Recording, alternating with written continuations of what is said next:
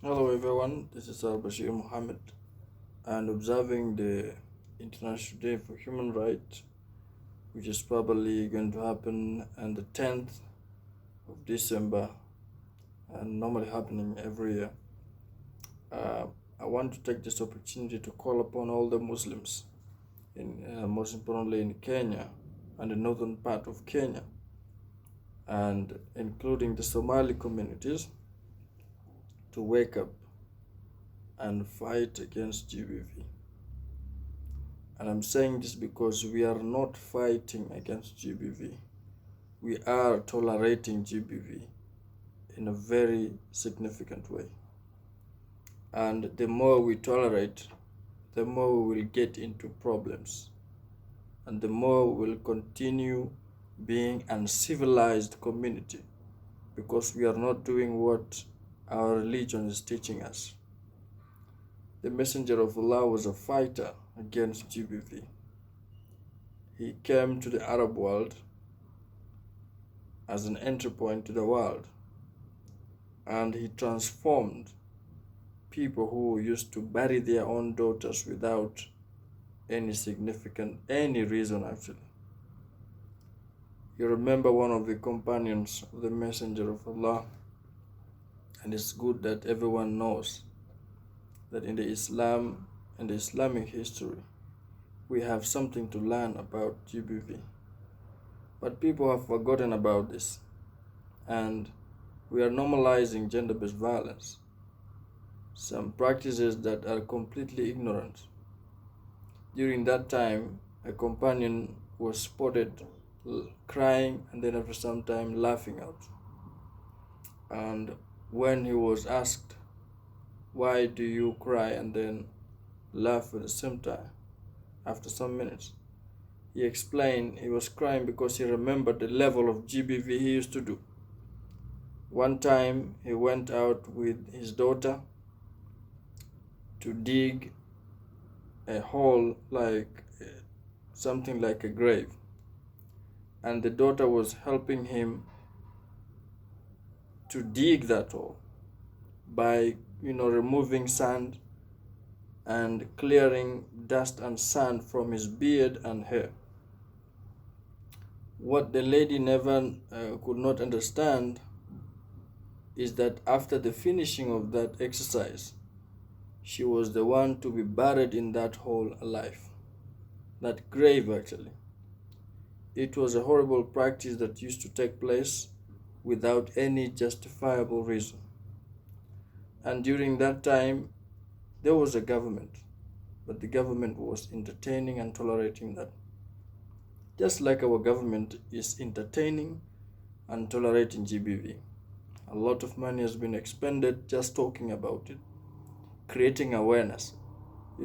Sometimes it sounds stupid, wasting millions of money creating awareness that there's GBV happening when people are still suffering, the number of victims increasing. Instead of you creating awareness that it is happening, why don't you take actions and punish those who are doing it? You are a government, you have all the mechanism and resources. Take action, then explain. Because some of these people, they know this thing is wrong, but they are just tolerating it for no reason. So the companion remembered that time, and he buried his own daughter alive in that grave for no reason. Unjustifiable gender-based violence. And this was a practice that used to happen across those areas. And it's all over the world. Girls used to suffer during those times. This is 1400 years ago. Then he was then asked, what made you laugh? And he explained that he used to worship an idol god made of dates. That fruits, the Arab fruits, the dates. And he made it look like a human being. And he used to worship it. So at some point he got hungry.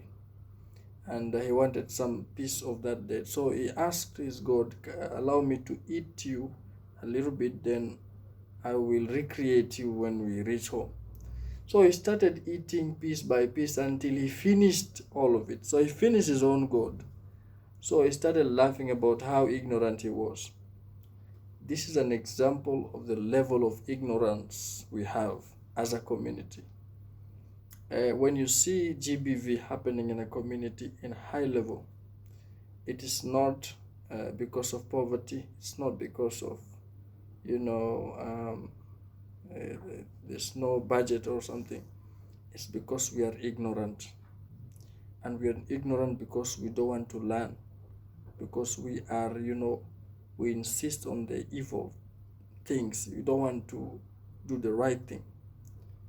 So I'm urging our communities to go back to our scriptures, our history, and take actions as a community. Stop accepting money. Somebody defiles a lady and brings a cow and is set free and forced to marry that lady. That is evil. It has no justification in Islam. If you people claim to be Muslims, then you should be champions against GBV. You should be the one pressuring government to take action against those people, not bribing police officers to silence case. And the more we continue this one, the more we will have challenges in our communities.